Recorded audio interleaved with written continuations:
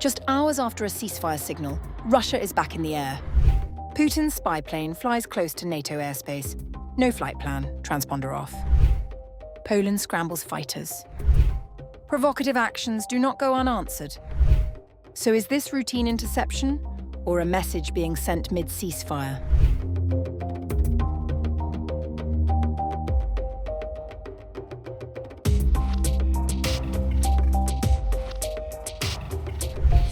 NATO fighter jets were scrambled to intercept a Russian surveillance aircraft in a tense aerial encounter that unfolded just hours after Ukraine signaled agreement to a temporary ceasefire with Vladimir Putin for Orthodox Easter. The timing has raised fresh questions about Moscow's intentions, with the incident cutting through what was expected to be a brief pause in hostilities. According to NATO officials, the Russian aircraft was detected flying close to Alliance airspace, prompting an immediate response. Fighter jets were deployed to intercept and shadow the plane as it approached sensitive zones near Eastern Europe. The aircraft, widely reported to be a Russian reconnaissance or spy plane, did not enter NATO airspace. However, its proximity was enough to trigger a rapid military response, underlining the heightened alert levels across the region. The interception reportedly took place near Polish airspace, a frontline NATO state bordering Ukraine and a critical hub for military logistics supporting Kyiv.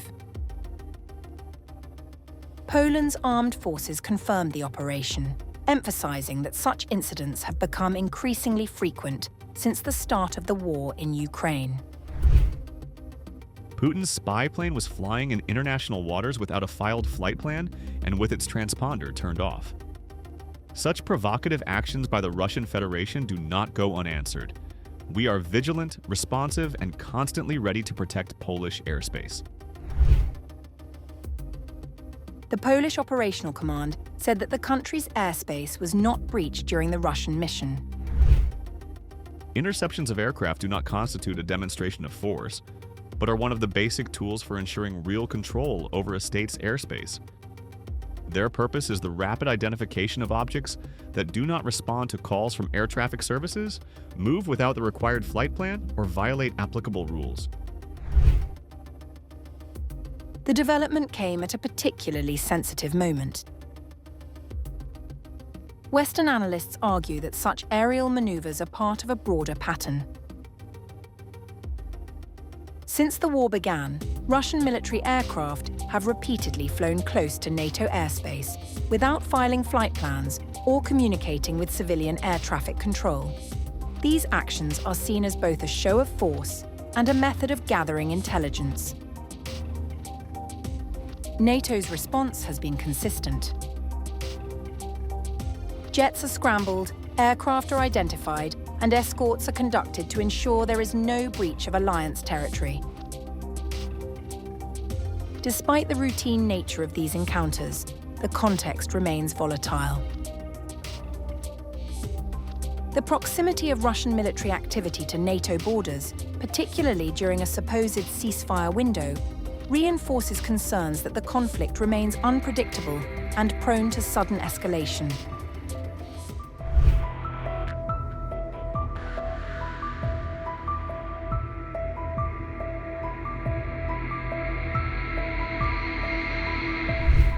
A covert Russian submarine operation near British waters has triggered fresh alarm across NATO, underscoring rising tensions beneath the surface of the North Atlantic. According to UK officials, Russian submarines conducted a month-long secret mission in waters north of Britain, operating close to critical undersea infrastructure, including data cables and energy pipelines. The activity, tracked by British and Allied forces, is believed to have involved both an attack submarine and specialised deep-sea vessels designed for covert operations.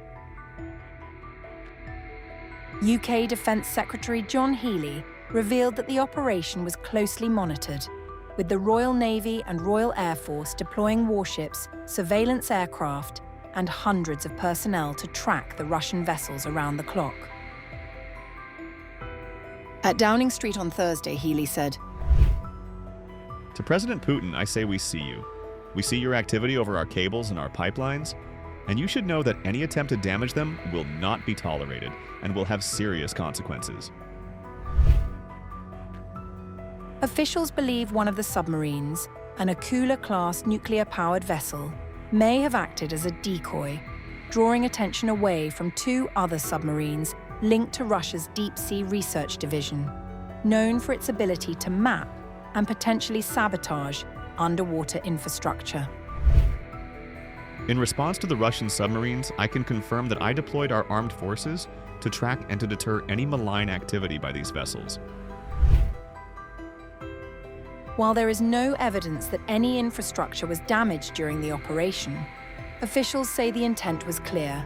The submarines were operating within Britain's exclusive economic zone and nearby Allied waters, signaling a growing willingness by Moscow to probe Western defences.